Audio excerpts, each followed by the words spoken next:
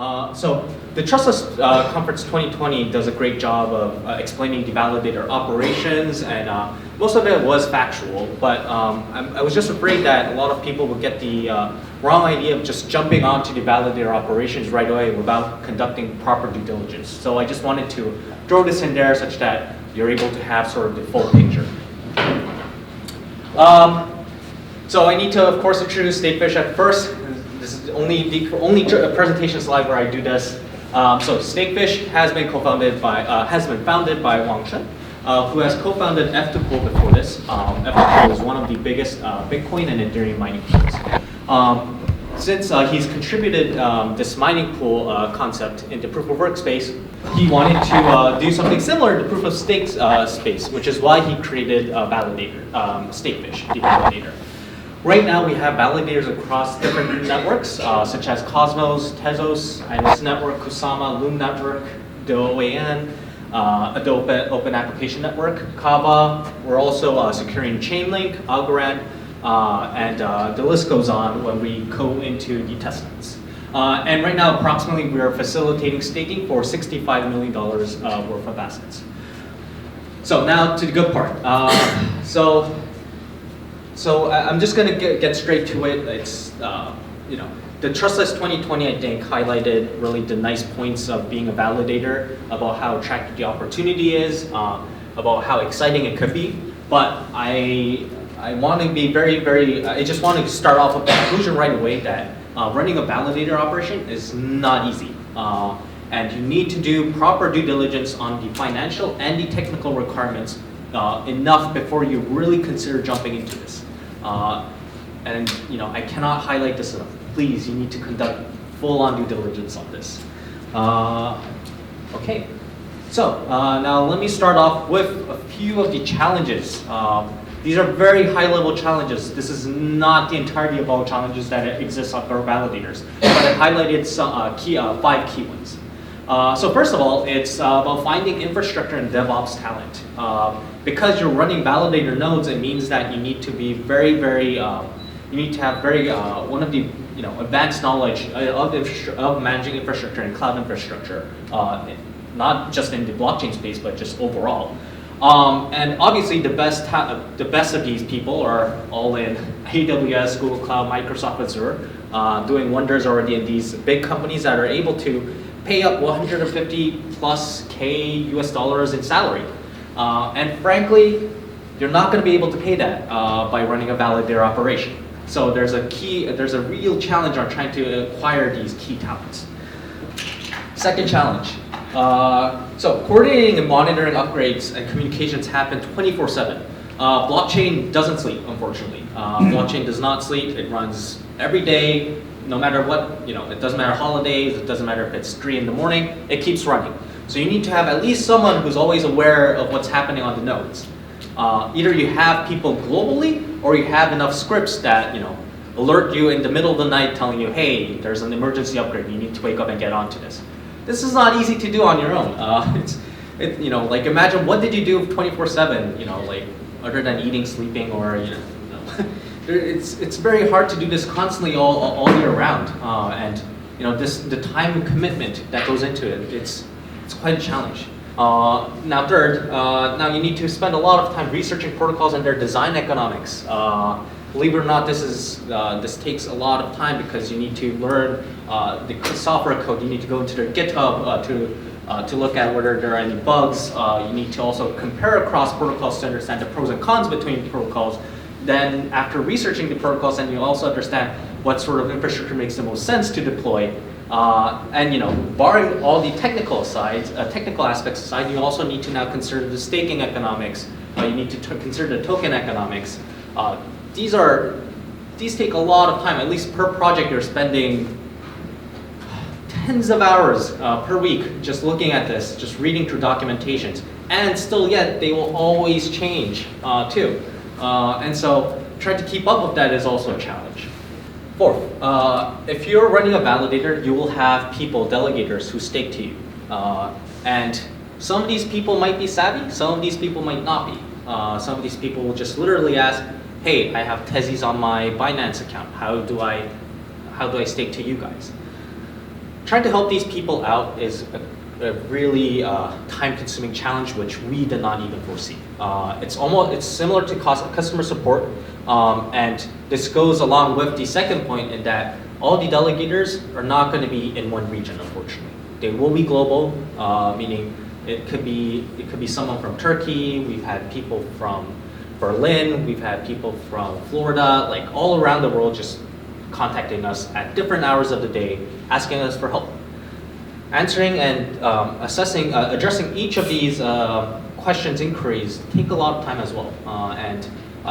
We're almost at a point where we need dedicated customer support just to help the delegators out. Finally, treasury management, risk management is a challenge as well. Our revenues as a validator, you get them towards with the coins in each protocol, which means they're exposed to the market prices, which means your revenue is also exposed to the market prices. Unless you choose to liquidate every single day, how much commissions that you collect. Do you want to sell right now, or do you want to wait? These are all sort of questions that you need to ask and really try to figure out a way to properly manage your treasury. That in and of itself, there's no right answer right now. And so you need to conduct your own research and you need to run your own models to figure out how to manage your treasury.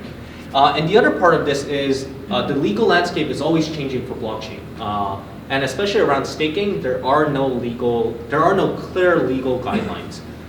It'll be a while before we actually see any of these guidelines really being properly hashed out, meaning you're really operating with a lot of legal uncertainty. So briefly, all the points I've discussed in the slide before were all sort of hypotheticals and might feel a bit abstract unless you actually run a validator.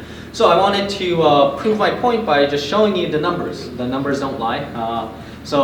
Here are some of the, in the following slides I've put together some of the numbers on how much a validator would earn under some assumptions. The assumptions I've made is, first, this is a solo engineer run validator, and the engineer is pretty savvy, knows how to run nodes, and let's say the engineer is bound to earn, what, 70K per year. I've quickly looked through Glassdoor, and it said that on average, a DevOps engineer will earn 100K in the US. So you can see it's a pretty conservative assumption here. And then I'm assuming also that the validator will accrue 1% of the network's power, which is very aggressive. It's very difficult to acquire even 0.5% of the network power these days. As an for example, on Cosmos, if you get 1%, you're already ranking number 26 in Cosmos. And then I've also assumed that the validator is going to spend about 40K on just infrastructure server costs for this validator. And I've also assumed a fixed Cosmos staking reward rate of 7%. And right now, Cosmos staking reward rate is actually lower than 7%. So again, I'm trying to prove my point that these are pretty aggressive estimates. Yeah, I should have said aggressive, not pretty conservative. All right, so here we go. Here are the numbers. So this is sort of like a sensitivity analysis of like how much revenue you would earn as a validator under those assumptions before, under like different atom price assumptions, and then under different commission rates. So you could earn from anywhere from 6K to 320K, and assuming that going off of like current conditions, which is $4 per atom, and then roughly an average of 10% commissions across validators, you'd be earning around 50K, which doesn't sound too bad. It does sound bad. So what's different from before? I've already told you that this engineer is looking for around 70K in salary, and then also this validator incurs around 40K in infrastructure costs. So I've just taken out all those two cost items from the revenues that you've seen before. And so these are like yearly profits across different scenarios. And it's looking very, very bleak. We've already established before that right now it's $4, and roughly the market average commission rate is 10%. You're losing 60K per year. So it's not looking that great, honestly. And just given the profiles of validators that exist right now, it's highly unlikely you're able to really increase commission rates because then you'll capture less of the staking market. So you're really confined to that 10%, and then you at least need add-on prices to double or triple in prices just so that you're finally making some money, 6K, 20K per year. So this is the reality. You know, just you could run these numbers yourself. I'm not like trying to create FUD or anything. You know, these are pretty transparent numbers that you can run. You can back out yourselves. But this is sort of the reality of running validators. It's not easy. So then why become a validator? So if you're a hobbyist, I think it makes sense. If you're a hobbyist and you're really passionate about blockchain tech and you want to be on top of the recent blockchain technologies, protocols, why not? But you gotta, of course, have, the term hobbyist implies that you have another job and you're doing these validator operations on the side. Also, if you're really good friends with an exchange, if you have a really huge fund that really likes you and wants to see you do these validator operations, why not? Having a strong backer like that, you're guaranteed a spot in the top validator set, and then afterwards you could then sort of buy time and think about how do I put other products and services on top of the validator. So the point that I want to make based on these two things is that if you're really trying to launch a validator right now, please try to make sure that your main source of income is coming outside of validator commissions. If you can't make that work now, you at least need a plan to actually go off of the validator commissions income as a main source of income. If you don't even have that plan, then I really do not recommend entering into space blindly right now.